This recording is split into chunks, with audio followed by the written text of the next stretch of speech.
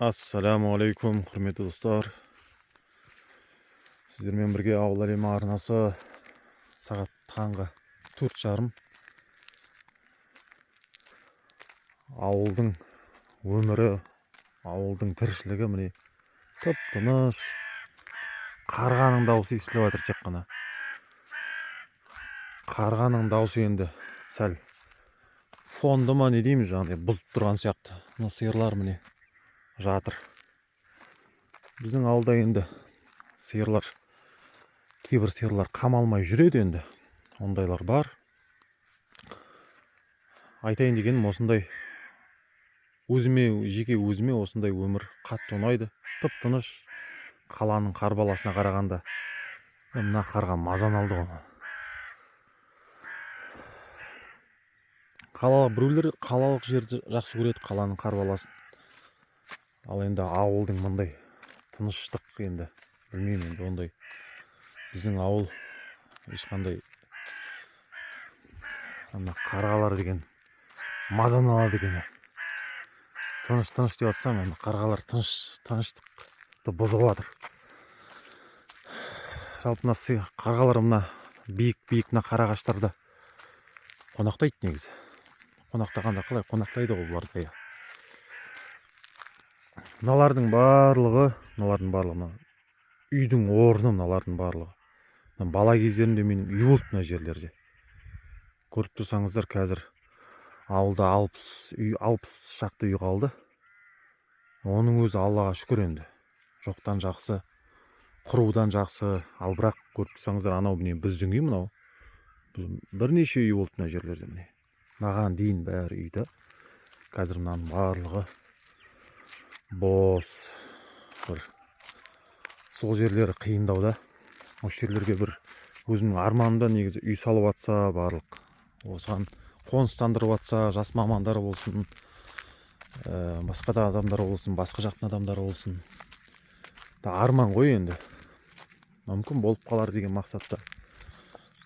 Әркім туған ауылын жақсы көреді ғой негізі. Туған ауылының жақсы болғанын қалайды, сол сияқты. Бәріміз де солай қалаймыз. Құрымағанын қалаймыз. Енді жағдай жасалып жатыр, Аллаға шүкір. Ең басты нәрселер кіргізіліп жатыр, мына көгілдір оты деген сияқты. Мынау біздің ауыл жым-жырт, тып-тыныш болып тұр. Қазір мысалға үлкен қалаларда шум болып жатады ғой ондай кезде. Ал бізде кәдімгідей демалас, ұйқы қанат. Тек осындай қарғалардың дауысы мазан алуы мүмкін енді. Бұл қарғаларға адам жасай алмайсыз. Осылай. Мына жерде де міне үй болды бұрын. Біздің балалық шағымызда. Мынау міне құм. Осы құмға ойнадық, міне балалық шақ осы құмда өтті. Мынау деген кәдімгідей пляж болады мына құм. Қазір жаңбырдан басылып қалған. Ал мынау міне біздің ауылдың адамдарына ыстық шығар, әсіресе осы құдықтан су алған адамдарға. Біздерде күні кешеге шейін су алдық осы жерден. Қазір барлығы бір өтірік сияқты да, болмаған сияқты негізі. Ал негізінде адам тез ұмытады ғой негізі. Қыстағы борандатып деген омпалатып, ана үйге шейін апаратын едік шамамен. Осыдан шамамен 7-8 жыл бұрын. Міне құдық, суы қандай керемет еді, мына тұп-тұщы.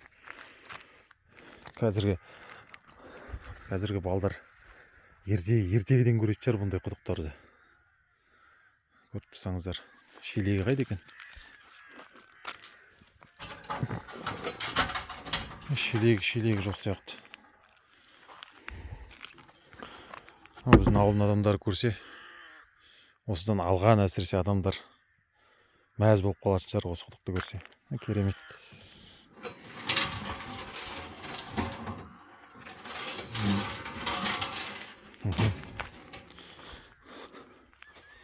Осылай.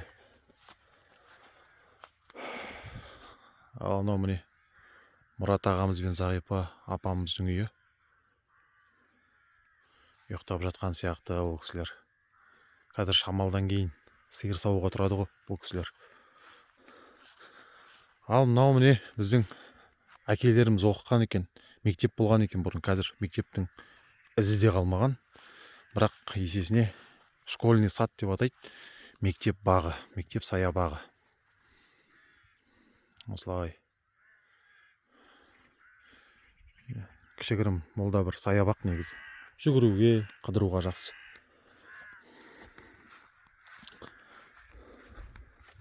Бірнеше құдықтар қалды осылай негізі. Ешкім алмайды қазір. Су кіріп тұр ғой үйге. Бірақ судың дәмінде бір өзгеріс бар. Құдықтағыдай болмайды. Құдықтың суы тұп-тұщы, біздің ауылдың суы керемет. Енді шөлді қандырған кезде салқындығы құдықтың суының. Енді көру керек оның дәмін.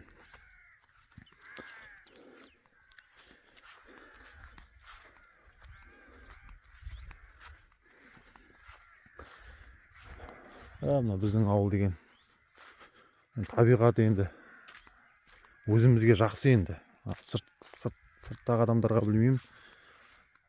Әсіресе осындай қарағаштар көп біздің ауылда.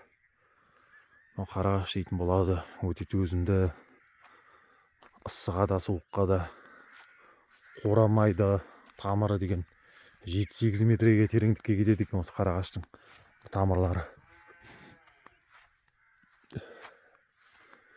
Солай.